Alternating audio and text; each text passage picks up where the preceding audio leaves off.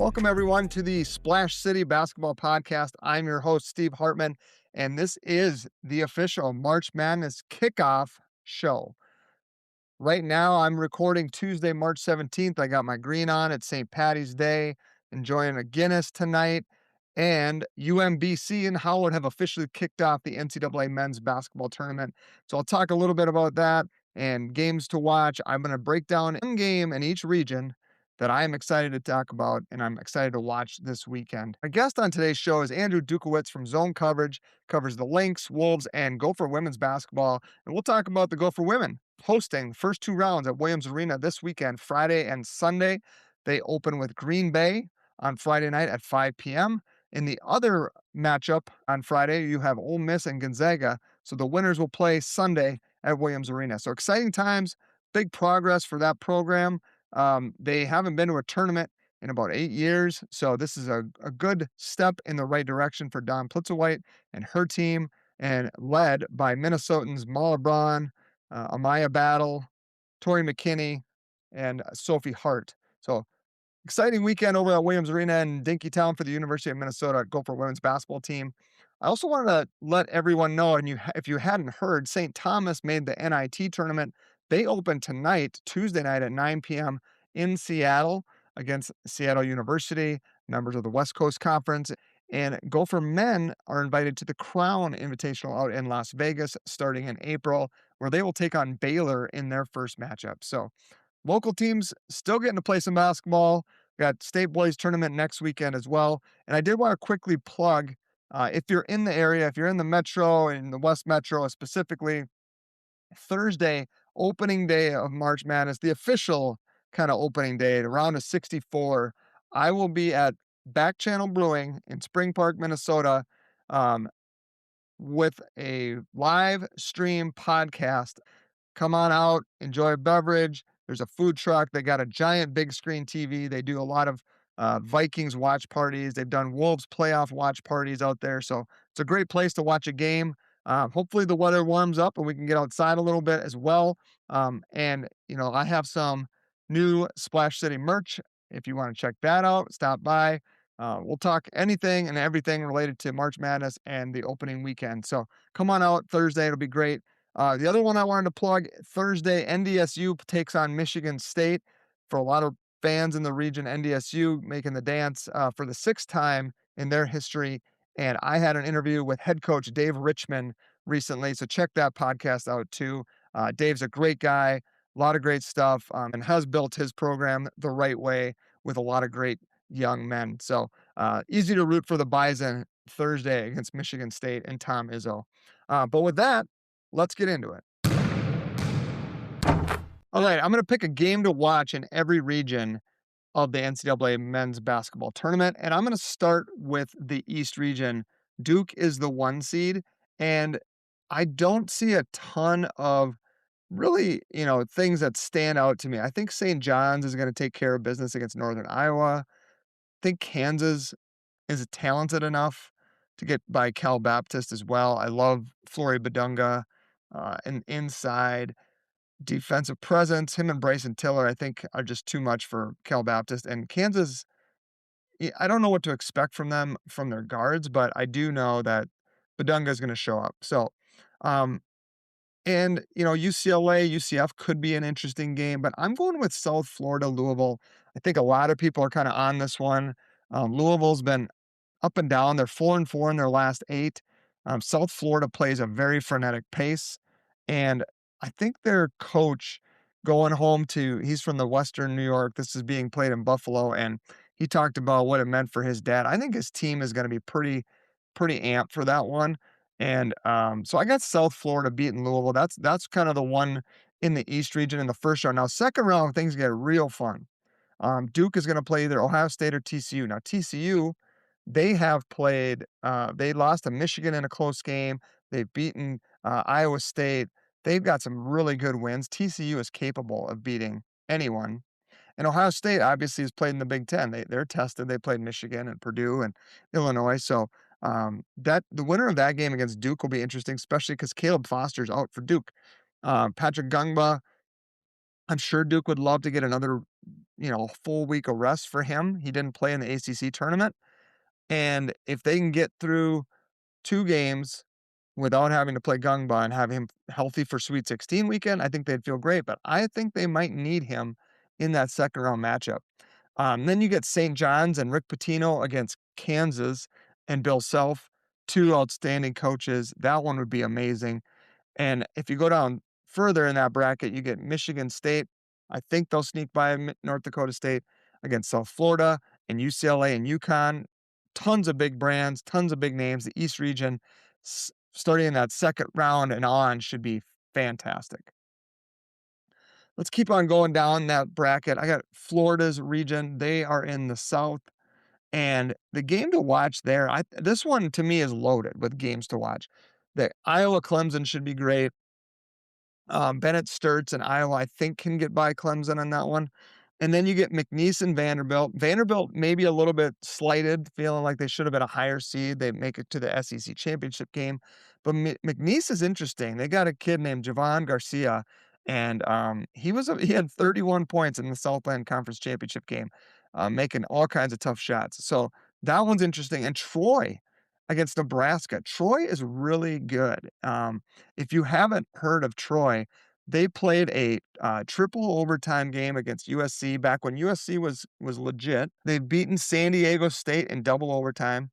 So they've played 2 pretty good teams in the non-con. They beat Furman, who's an NCAA tournament team.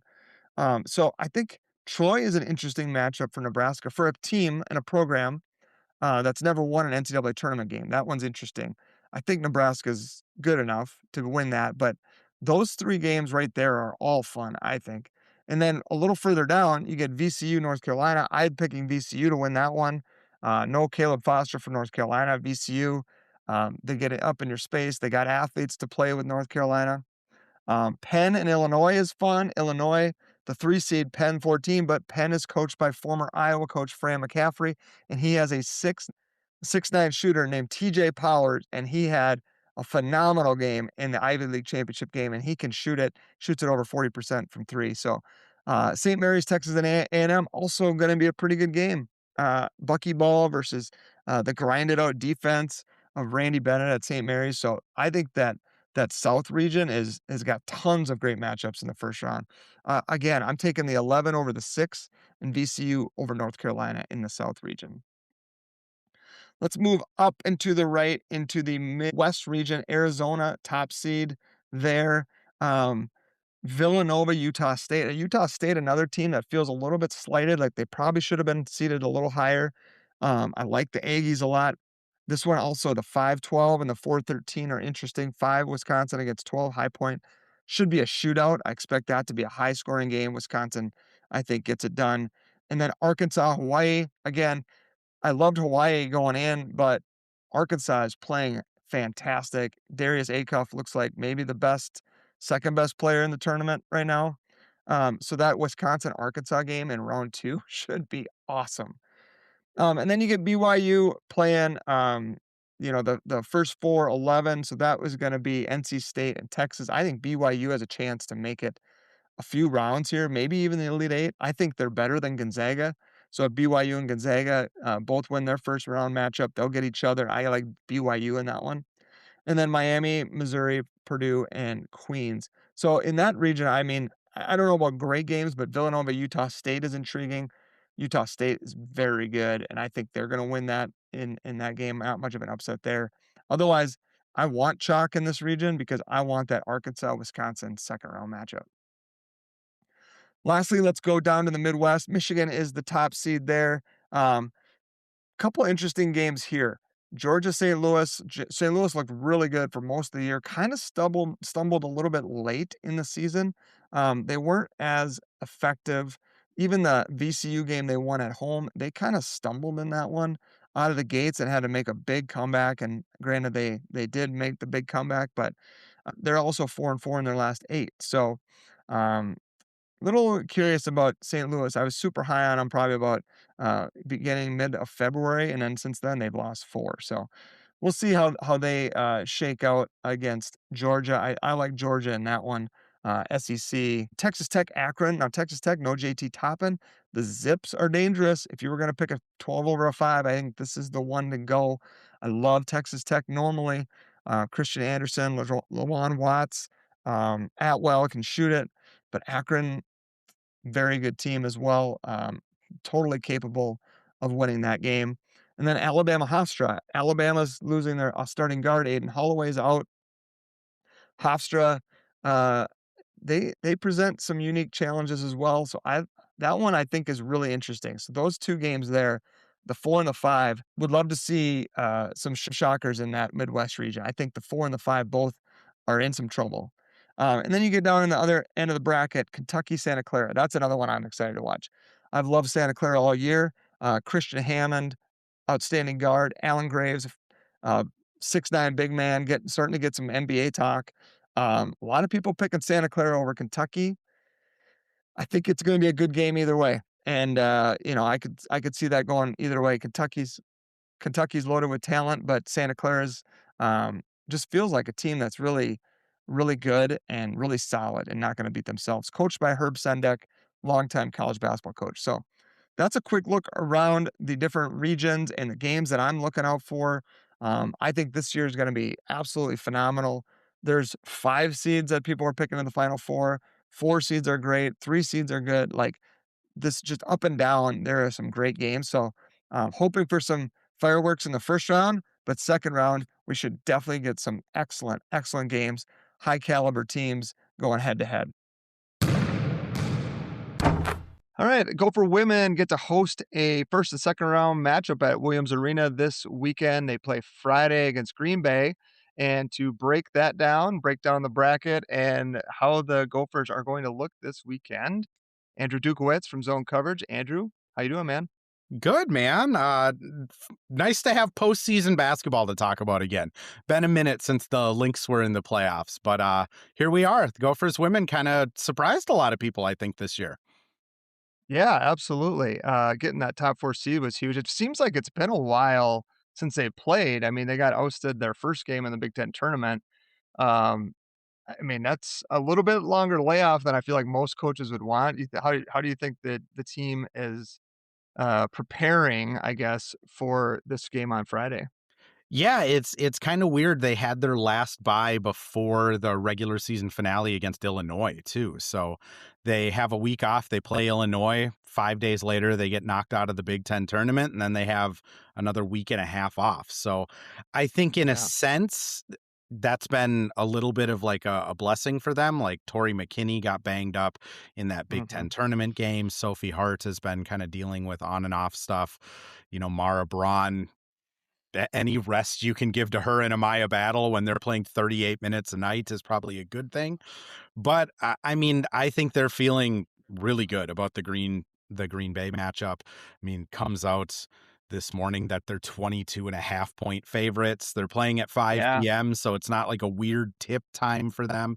And I saw earlier today that the only seating available left in the barn is behind the opponent's bench and the upper level. So they're probably going to have that Wow. thing, maybe an attendance record for the women for this season.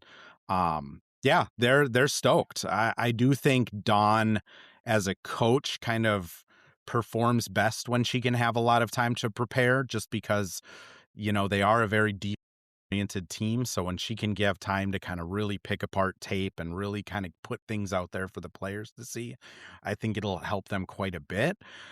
The weird thing is, though, they take care of Green Bay and then they play again, 2 days later on Sunday, and it's off to the races. So I think the Hmm. preparation helps them in the first round, but after that, I mean, you watch a lot of March Madness in college. It's kind of anyone's guess after that first slate of games. Yeah, and even, Green Bay, I was looking into them a little bit. I mean, they've played some teams and been competitive. So like even that game, um, you know, preparing for them, they played NC State, they beat Kansas State, they played Wisconsin this year, lost by 4, which the Gophers kind of smoked, but they kept it close with Washington too. So I mean, that's what's great, I guess, about March Madness versus a professional league is it's this complete urgency and a one and done. You brought up the crowd though, and I was curious because you got Ole Miss. long way to travel. Gonzaga, a long way to travel. This seems like, the Minnesota crowd will probably fill in early and be rooting for Gonzaga to upset Ole Miss in that first game on Friday as well, if it's that full for sure, huh? Yeah, I mean, again, it's gonna be rocking. I was kind of surprised tickets opened up at 10 a.m. today, and I was kind of surprised when I went and looked at like 3 that most of the lower level was sold out and upper level was already selling. But I mean, they haven't hosted in 20 years. Like this is a kind of monumental Yeah. thing for this program. I mean, you look at the team they have, it's a lot of kids that are from Minnesota. I mean, Sophie Hart obviously didn't start her college career here, but transferred back home. Mara and Amaya both kind of came to the Gophers with hopes of revitalizing this program. Tori McKinney, obviously local. I think there is just a lot of interest in this team in the city. And then also you buy a ticket and you get to go to a March Madness game. Like that's pretty cool as well. Mhm. Sense I kinda get from the Gophers, though, is I don't think they really care who they match up with in the second game. Like, I think they Okay. feel pretty good against Ole Miss. You know, the Yeah. Gophers have really kinda led with their defense all season. I mean, they've been just an impeccable defense. I don't have the numbers directly offhand because we planned this a little short notice, peek behind the curtain. But I mean, there were multiple quarters this year where they had more turnovers forced than baskets allowed. And not Yeah. just against bad teams. They did it against UCLA, they did it against Ohio State. Mhm. I mean, this team is exceptionally disciplined on defense. And then offensively, it's a different person every night. I mean, they have 6 people in double figures scoring. Mara Braun has really kind of turned it on as of late in the season, started getting her shot to fall again. Sophie Hart has had some of her best games towards the end of the season. They can kind of go inside or out. They play a lot of like 3 guard lineups with like 2 bigs that I think is Mhm. interesting. We haven't even mentioned like Grace Grishowski, who's already being mocked as a Right. WNBA player next season. I Yeah. I think they like their chances in these first 2 rounds, regardless if it's Gonzaga or Ole Miss. Green Bay, interesting Yeah. though. They have I think it was Chris Long that tweeted out, but Gonzaga or not Gonzaga, Green Bay has 6 Minnesotans on their team as well, so they might get a pretty Mm. good showing at the barn. Yeah. I'm sure it'll be a very, 10% green, 90% maroon Yeah, in that building Friday. and quick One thing correction, I 5 scores in double figures. Okay, Briley Glenn didn't make it. got it. Still, I mean, you get double figures from 5 players, that's gonna add up pretty quickly to a decent amount. Like you said, their defense has been so good all year. Um, One thing I noticed in that Ohio State game is it seemed like Ohio State's quickness on the perimeter really bothered them. They weren't letting them kinda swing the ball, get multiple, rotations, and they just kinda guarded the ball and forced them to kinda try to beat them one-on-one, and the Gophers seem to struggle with that. Um, I'm guessing Green Bay doesn't have the athletes that Ohio State does. And Ole Miss and Gonzaga, from what I've seen, don't force a ton of turnovers. But looking ahead, the next matchup would be UCLA. So, number 2 team in the country, 1 loss on the year. Gophers hung tight for a while, but eventually kinda got blown out. What is, UCLA, obviously they're a tough matchup for everybody, but what's the game plan if you see UCLA in the Sweet 16? I mean, that's the tough one, right? Like UCLA, I think has 7 people mocked to be drafted into the WNBA this season. That's their entire starting lineup and 2 bench players. Lauren Betts is like a 6'5" inside dominant rebounding scorer. I think that's where the Gophers probably their Cinderella story, if there is one of this season, that's probably where it gets tripped up, just because Mhm. that team on a talent standpoint is just vastly superior to the Gophers. And I don't feel bad saying that. I think most of the Gophers would feel okay saying that as well. I mean, the fun thing with Yeah, March Madness, though, is if Mara Braun goes 7 or 8 from threes, kind of anything can happen. But that right. UCLA team, I mean, the length they have, the scores they have, the talent they have, they're well coached. It was close for 3 quarters when the Bruins came to the barn earlier this year. A lot of that was due to Lauren Betts getting into foul trouble pretty early. But even Mhm. then, Rice was able to just kind of decimate the Gophers off of pick and rolls and getting into the mid-range.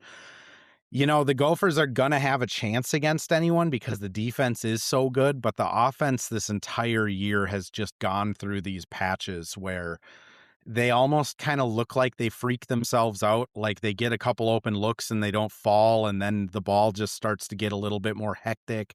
People start looking to Mhm. pass a little bit too much, in my opinion, and it ends up being Yeah. like a lot of Sophie Hart when that starts to happen, which nothing against Sophie Hart, but, they have legitimate, really good guard and wing players around her.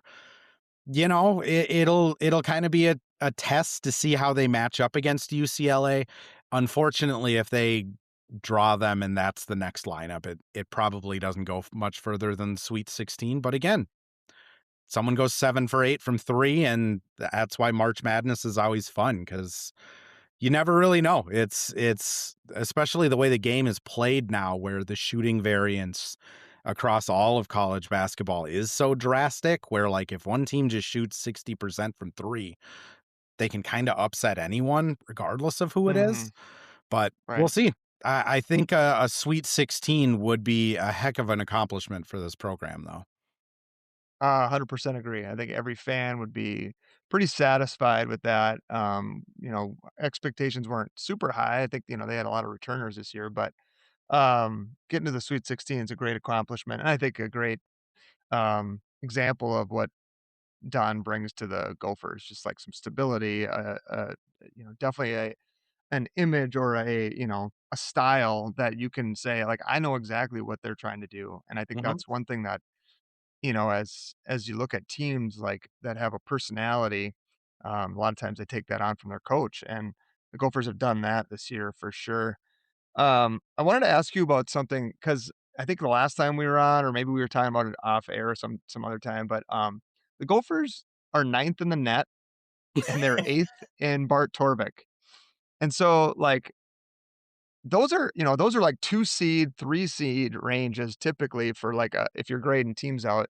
Um, what And, I mean, 4 seed is fine. I think they were happy to get that 4. They could host that grouping there, but, like, what is it you think about, like, some of these metric I don't know how much of a metrics guy you are, but, like, it seems like they grade out super high, even higher than even, like, the perceived, expectations of them are. I mean, that's a testament to how good this team is. Like, I do think that 22-point favorite over Green Bay is like, that should be Yeah. the expectation that they blow them out. I honestly the expectation for them should be to beat Old Miss. I mean, it just should be. They are a team of that caliber. I've been kind of struggling with it all season, the net rating stuff, because the net rating seems to meet the eye test. Like, this team has a Mm. double overtime loss against Maryland. They beat Ohio State. They beat Iowa. They beat, forgetting the other team that the USC they beat. Like, they've had a Mhm. good, like, body of work beating ranked teams, and they've also kind of handled business against the unranked teams as well. Like, Wisconsin didn't necessarily put up much of a fight at all. Like, Illinois, the game was close, didn't really feel close. The non-conference games, any of them that weren't kind of a blue blood school like Kansas, got pretty much blown out of the water by this Gophers team. I do think there is a little bit of, when it comes to like the top 25 polls and stuff like that, like, if you're an LA writer for the AP, you're probably not watching a lot of Gophers basketball. Like, same if you're on the East Coast, you're probably watching a lot of Mhm. Connecticut, Big East. If you're down in the SEC area, you're probably watching a lot of that. And like the Big Ten writers, you have UCLA, you have Washington, you have Ohio State, you have Michigan, like you have other teams that are kind of above the Gophers. So I think the Gophers kind of get disrespected just from like where they are geographically. And then also the Big Ten is just obnoxious at this point with talent. I think they should have been closer to that 10, 11, 12 rating by the end of the season. I think that's what the resume led up to. I think they have the talent and the eye test met that, but it's just not how it shook out. And then you look at the tournament. I also kind of think they should have been a 3 seed, but I don't think, like you said, I don't think they're complaining about it. I do think that what they've shown this year is that this is going to be something that continues on, though. Like, I don't Hmm. think, you look at this team where Mara Braun has another year of eligibility. Tori's already an all Big Ten player. Grace makes all Big Ten honors and also is kind of being looked at as a WNBA potential player. Like, they're returning really good players for next year. I mean, they also, if the Minnesota Miss Basketball falls right, they will have the Miss Wisconsin, Miss Nebraska, and Miss Minnesota basketball players on their recruiting class for next year.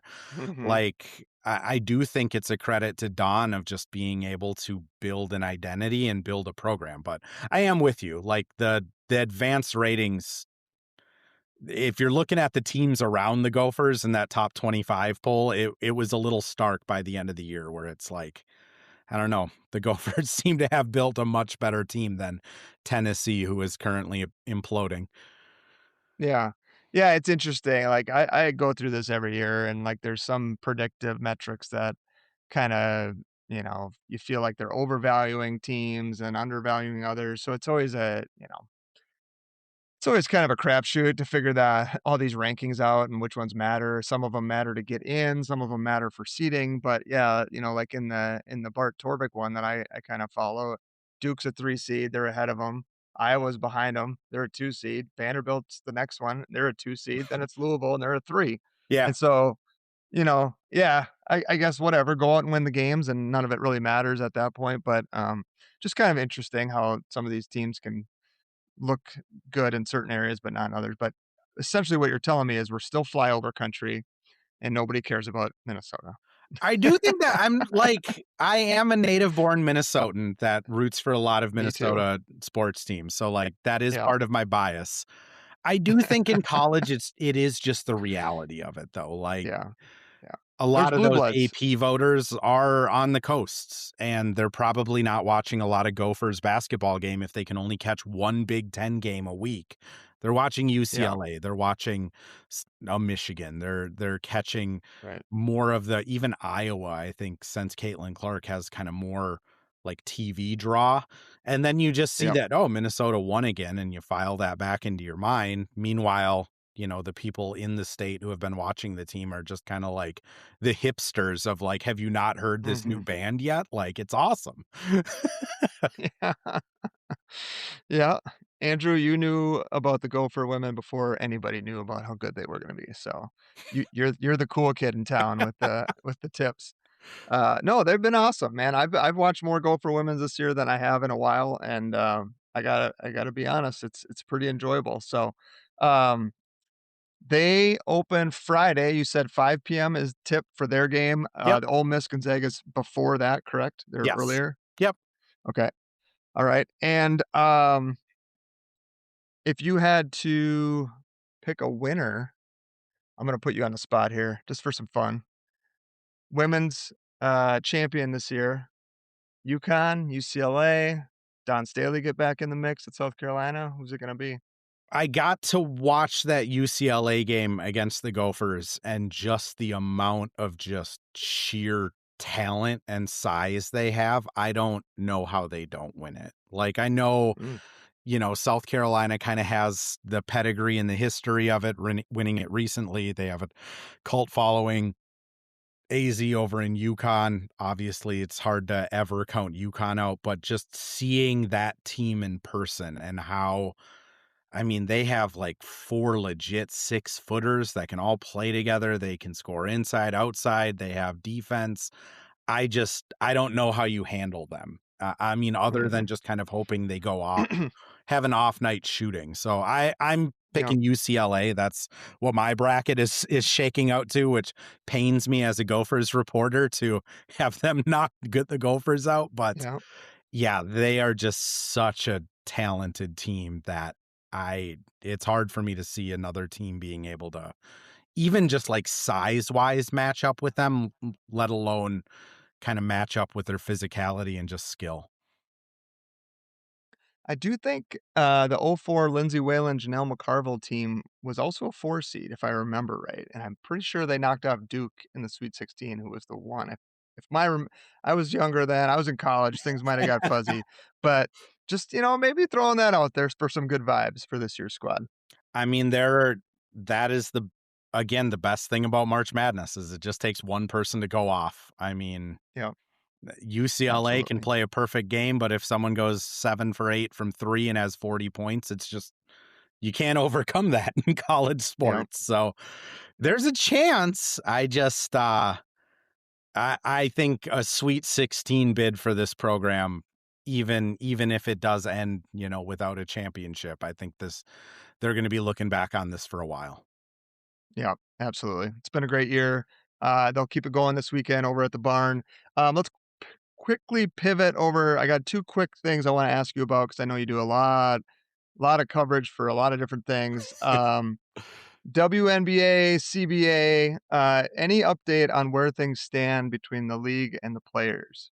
Yeah, it's been a wild week. Ever since last week Tuesday, so I guess this is day 7 now. They have locked themselves in a hotel lobby or a hotel meeting room and have met for literally 12 hours every day.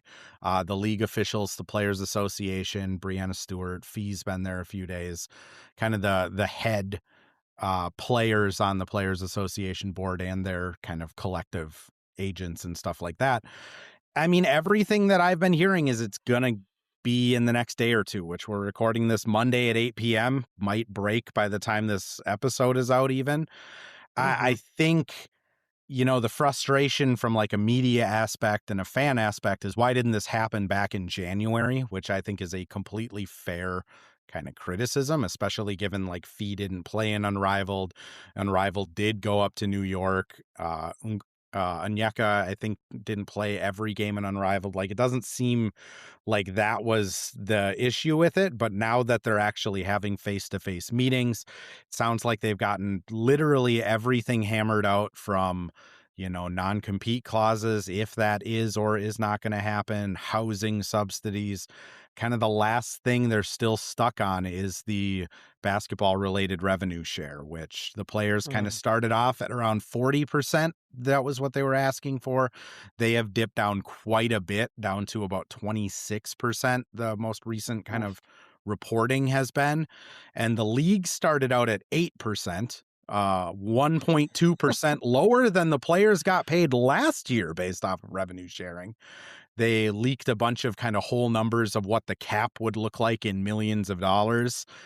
That has kind of stopped. I think the players mm, kind of requested that. I would assume just because it's kind of a bad faith, apples to oranges type of thing. But the league, sure, it sounds like it's closer to like 15, 18% revenue sharing, which now it's just how do you bridge that last 8 to 10% gap so that the players are, happy with it this year and moving forward. And the league is able to still kind of not save face, but I do think the league at this point does need to have kind of a, we won on this issue type of thing, especially given where Kathy's kind of employment has her employment speculation has been since the end mhm. of the WNBA season. But yeah, it's getting there. I do think we will see women's professional basketball this summer. Well, that's good. I mean, coming off, exciting couple years, they got star power, they got kinda everything going in the right direction from a gameplay standpoint, and playoffs have been entertaining. So it'd be really too bad if something didn't get done and get accomplished before the start of the season because they tip off, is it April or May? Usually when the first games.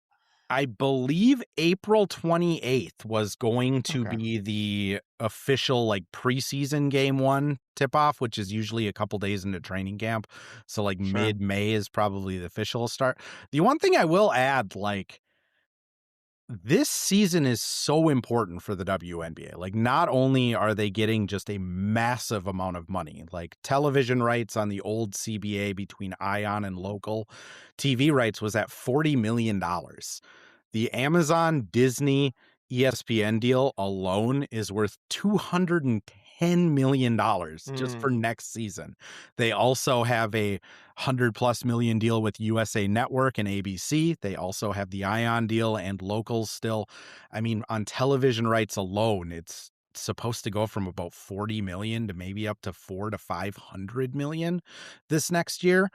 Like, to throw away that much money over 8% of basketball related revenue sharing yeah. seems ludicrous. And then, kind of looking further into the future, baseball is kind of hurling towards a lockout in 2027. So this summer, if they're able to continue growing off of that momentum, they're going to be on more TVs.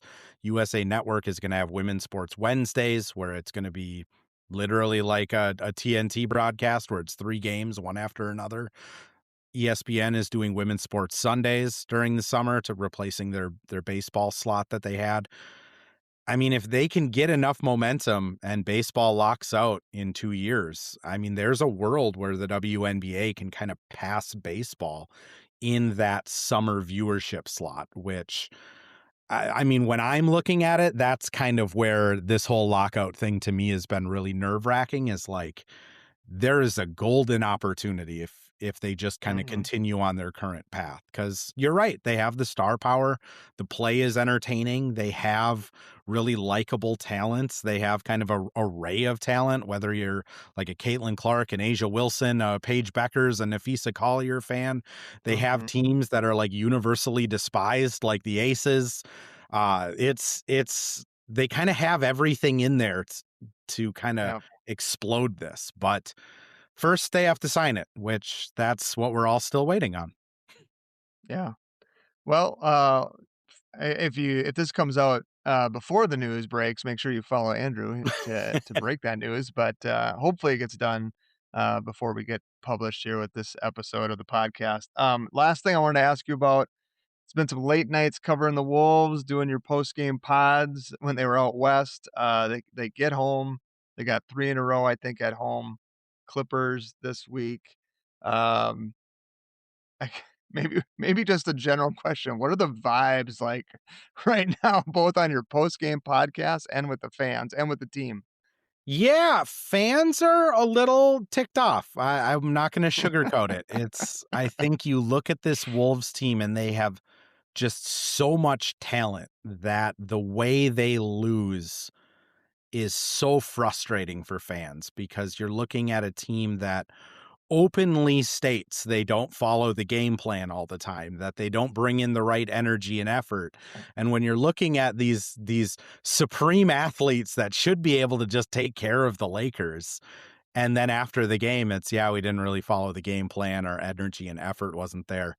I think part of that, it's charming that they're being honest, I guess, but also like it's kind of just like a thumb to the fans of like, we're not putting in the effort, which I always hesitate to call out opposing players' effort, or, anyone's effort, because like, I don't know, like some days I don't put in the best effort at my day job. Like, I think it's just Mm, the reality of having a job is there's some days that are better than others.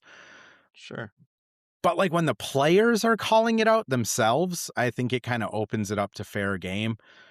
I mean, vibes around the team, I haven't seen them since they left for that West Coast trip. They're gonna have shoot around Okay. tomorrow, so I'll be in Mayo Clinic Square and poking around, bugging people tomorrow and have a better answer. But, I mean, the one thing with this team is they are like a vibes-based team. So I think based off of them losing 4 out of 5, I would wager a guess that they're feeling kinda down and feeling that sense of urgency. But the other thing with this team, I mean, they play 3 games in 4 nights. I could easily see them ripping off 3 wins in a row, going to Boston and beating Boston, and then the vibes are immaculate again. I Yeah. think ultimately, I think they're just ready for the playoffs to start. I think this group just needs to finish the season however it's going to finish and kind of go from there, whether it's a roster change, whether it's, as fans have been voicing a coaching change. I'm kind of doubtful on the coaching side, but I do think the end finale of this season does kind of just need to happen for this group of guys, whether it's good or bad. I think the just sitting here week after week riding this roller coaster, even for the players, is nauseating at times. That's fair. It's kind of been that way for at least for me. I'll speak for myself, but it's just I find it hard to get into because you lose it 2 in LA, you beat the Warriors, which was still ugly, and then I fully expected them to like come in and show up and play Oklahoma City tough, and they kind of did, but it was still a very I would say uninspiring effort mentally and physically. Like just the turnovers, like Rudy had that weird behind the back pass that what got stolen or but through the legs thing that he does, and I was like, "What is I know he's made it before, but Ant had some defensive, um, I'll just say like, Olay defense, right? So it's hard, and I think that you're right, like fans, maybe this is a Steve Kerr endorsement of the 72 game season or something because it does seem like it's not just the Wolves, it's the load management, it's a lot of things, and so it just, this time of year feels kinda like last year was different though, last year you geared up. Yeah. Now it feels like we're gearing down a little, so who knows? It's a mercurial team that you just I feel like you can never put a finger on it. Yeah, I mean, the Oklahoma City game is kind of the epitome of how talented this group is, right? Like they're down 2 going into the fourth quarter. Ant's having an awful game. Rudy had maybe the worst game of the season. I mean, Dante wasn't hitting a ton of shots. Jaden only played like 10 minutes. Nas had a Yeah, pretty terrible game. Bones didn't have a good game, and they're down 2 to the best team in the West. And then the wheels just kind of fall off, which, mhm, that unfortunately I think is, I mean, I said it on my post game show, but like Ant goes 1 for 8 in the third quarter and kind of evaporates a lead by himself, just kind of trying to get himself going. And then by the time they go back mhm, to Julius, Julius is cooled off from his great start. And then it's just, you don't really have anything to throw at the wall anymore. But yeah, I feel for fans the most because, I mean, for me, it's, I get to talk to these guys. I enjoy being around the team. Like, it's like a blessing to be able to cover the team. I mean, for fans, it's just when you have to stay up until 1 in the morning to watch a basketball game and work the next day, like, that sucks. That sucks when they don't bring the energy because, like, now you're not going to have energy for the next day. yeah. Well, you just gotta listen to your post-game pods, you kinda feel you feel like, I usually feel better Hmm. after those, it's you kinda get that cathartic, misery loves company at times, so hopefully they can turn it around. Andrew, we covered a lot of ground. I love talking to you because we got Wolves, Lynx, Gopher Women, it's always a treat, so I appreciate you being here. I'll let you plug any coverage or other things you wanna do, socials, you go through your socials, let everybody know where they can find you. Oh gosh, as quickly as possible, I'm a Duke MN on all socials, ADUKEMN. Cover the Gophers, Wolves, and Lynx with credentials. So a lot of behind the scenes stuff that I put out, player interviews, dudes practicing, stuff that I as a fan wanted and no one really put out. So I do it now. Do have a post game Wolves and Lynx podcast. Airs right after games over on YouTube and X. It's the Missing Wolves for the Wolves, Missing Lynx for the Lynx. You can also catch me on Fox 9 every once in a while on Amy Hockert's All Day Live show. So always appreciate it when people pay attention to that show and look for my name. And then I'm also, I join the K-Fan Worst Case Scenario show pretty often over on K-Fan. So same thing. Call-ins and text-ins always help me get more spots and they welcome me back. So anytime people are Nice. paying attention to that, I appreciate it. And then the stuff that I probably put the most time into is my written work. That's all over on Zone Coverage. Usually comes out Wednesdays and Saturdays. I try to have a little bit of fun, really nerdy stat stuff, but then you get some office references and wrestling references. So yeah, appreciate you having me on though, man. Anytime. I love talking Yeah, hoops. absolutely. I think I'm on your podcast, coming up in a few weeks. I think we got a Wolves post game to discuss, so we'll dive in more then at that time. I think, right around Final Four time, so I'll be winding down the March Madness coverage, which I'll be heavily invested in here for the next couple of weeks, but appreciate you coming on, appreciate the insight, and we'll catch up later, man. Absolutely. Appreciate it, Steve. All right, that is the show today. I want to thank Andrew Dukowitz from Zone Coverage for joining me to talk about Gopher women's basketball. We had a little bit of the links and the WNBA CBA situation, as well as Timberwolves quick thoughts. Good news on the Timberwolves. They win on the 17th here Tuesday. They beat the Suns tonight. Look pretty comfortable. So maybe we're right in the ship here, just in time for a playoff push. We'll see how next game goes. There's ebbs and flows with this team. So, Gopher women tip off Friday at 5 o'clock against Green Bay. They are the 4 seed in their region, and the next time we talk, it'll be opening round of 64, March Madness officially kicking off. I'll be at Back Channel Brewing again, 5 to 7 p.m. on Thursday, March 19th. Thank you for being here. If you've enjoyed the show, please leave a review. Follow the podcast on Instagram, Blue Sky, Facebook, subscribe on YouTube. Anything you can do to help out would be great. Appreciate you listening. Appreciate you being here. Appreciate you enjoying the basketball conversations that I have. So thanks again, everyone. This has been the Splash City Basketball Podcast.